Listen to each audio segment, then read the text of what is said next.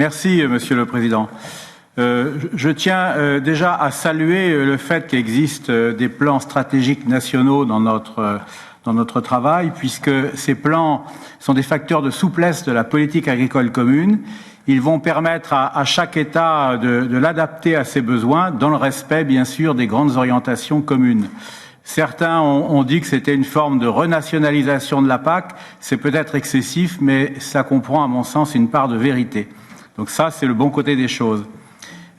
Hélas, je suis tout de même inquiet pour 3 raisons. La première raison, c'est que dans le déluge de chiffres qu'on nous a donnés, je discerne quand même qu'on s'oriente vers une baisse du budget de la PAC, ce qui n'est pas pour me rassurer vu la crise que traverse le secteur agricole. Je tiens en tout cas à souligner qu'à mon sens, il faut se battre pour que le droit au paiement de base soit maintenu et ne soit pas baissé. Deuxième source d'inquiétude, c'est les exigences environnementales qui m'apparaissent excessives.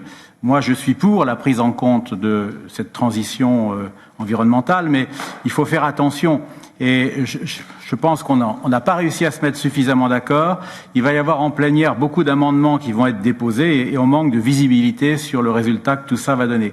Et moi, je crains qu'on s'oriente vers une multiplication excessive des indicateurs environnementaux qui vont s'accompagner d'une multiplication de contrôles avec à la clé une lourdeur administrative et le coût qui en sera laissé à la charge des agriculteurs, surtout si on s'oriente vers un système de certification privée généralisée que je ne souhaite pas.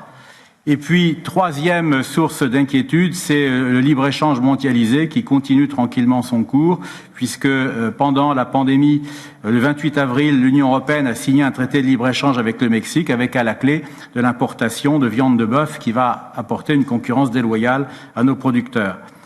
Alors, de tout cela, il apparaît à mes yeux un message assez brouillé.